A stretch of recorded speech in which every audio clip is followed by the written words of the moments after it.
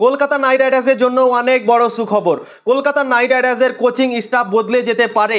IPL 2025 সালে কলকাতার coaching স্টাফদের মধ্যে কেউ ভালো পারফরমেন্স করতে পারে না, তাদের ডিসিশনগুলো ঠিকঠাকভাবে হচ্ছে না এবং কলকাতা দল এত শক্তিশালী থাকা সত্ত্বেও আইপিএল 2025 সালে ভালো পারফরমেন্স করতে পারছে না। ওপেনিংয়ে ভালো শুরুয়াত দিতে পারছে না এবং মিডল অর্ডার ব্যাটসম্যানরাও ভালো ক্রিকেট খেলতে পারছে না। কয়েকটা ম্যাচ কলকাতা নাইট রাইডার্স জিততে পারতো, কিন্তু টিম ম্যানেজমেন্টের ঠিকঠাক ডিসিশন হয়নি এবং কলকাতা নাইট রাইডার্স সেই ম্যাচগুলো হেরে গিয়েছিল এবং সেখান থেকেই প্রশ্ন উঠতে শুরু করে দিয়েছিল কলকাতার ম্যানেজমেন্টের ওপরে এবং কলকাতার ম্যানেজমেন্টরা ঠিকঠাকভাবে এই বছর কাজ করতে পারছে না।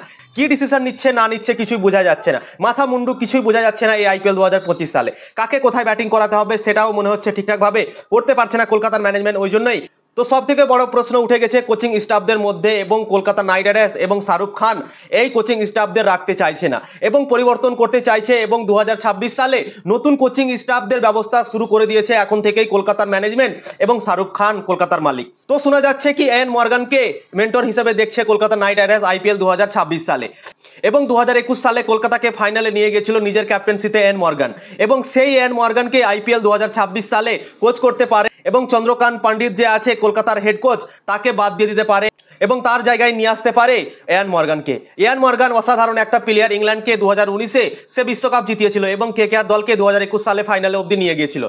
2021 সালে দুভাগে হয়েছিল আইপিএল। করোনার জন্য প্রথম 7টা ম্যাচ কলকাতা নাইট রাইডার্স মাত্র 2টোই ম্যাচ জিততে পেরেছিল এন মর্গানের ক্যাপ্টেন্সিতে এবং বন্ধ হয়ে গেছিল খেলা করোনার জন্য এবং বাকি হাফটা হয়েছিল দুবাইয়ের মাঠে। দুবাইয়ের মাঠে কলকাতা যখন পৌঁছেছিল এবং 7টা ম্যাচের মধ্যে প্রায় সবগুলোই ম্যাচ জিতে গিয়েছিল এবং ফাইনাল অবধি প্রবেশ করে গেছিল এন মর্গানের ক্যাপ্টেন্সিতে এবং তাই জন্যই এয়ার মর্গানকে কলকাতা নাইট রাইডার্স আইপিএল 2026 সালে কোচ হিসেবে দেখছে এবং তাকে নিয়ে আসার ব্যবস্থা শুরু করে দিয়েছে এখন থেকে কলকাতার ম্যানেজমেন্ট, কলকাতার মালিক শাহরুখ খান সবাই ভাবনা চিন্তা করে নিয়েছে এবং ভিতরকার খবর বেরিয়ে আসছে এবং এন মর্গানকে চাইছে কলকাতার ম্যানেজমেন্ট আইপিএল 2026 সালে।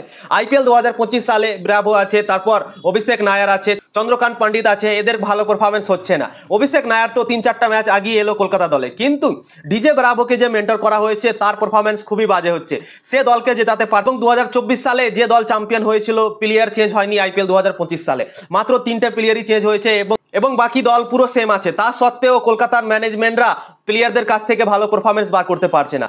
ওপেনিংয়ে প্রত্যেকটা ম্যাচে ফেল হচ্ছে এবং মিডল অর্ডাররা রান করতে পারছে না। কি বুদ্ধি দিচ্ছে না দিচ্ছে টিম ম্যানেজমেন্ট, কি করছে না করছে, তারপর কিভাবে ব্যাটিং সিলেকশন করছে, কাকে কোনটা রোল দিয়েছে ব্যাটিং লাইন আপে, কোনো কিছু বোঝা যাচ্ছে না, মাথা মুন্ড বুঝতে পারা যাচ্ছে না। আইপিএল 2025 সালে কাকে পাঠিয়ে দিচ্ছে 5 নম্বরে, যাকে 5 নম্বরে খেলানোর কথা তাকে পাঠিয়ে দিচ্ছে 8 নম্বরে।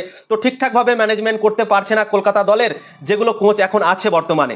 তো সেইগুলোকে বাদ দিতে পারে কলকাতা নাইট রাইডার্স আইপিএল 2026 সালে এবং নতুন কোচ হিসাবে আনতে পারে কয়েকজন প্লেয়ারকে।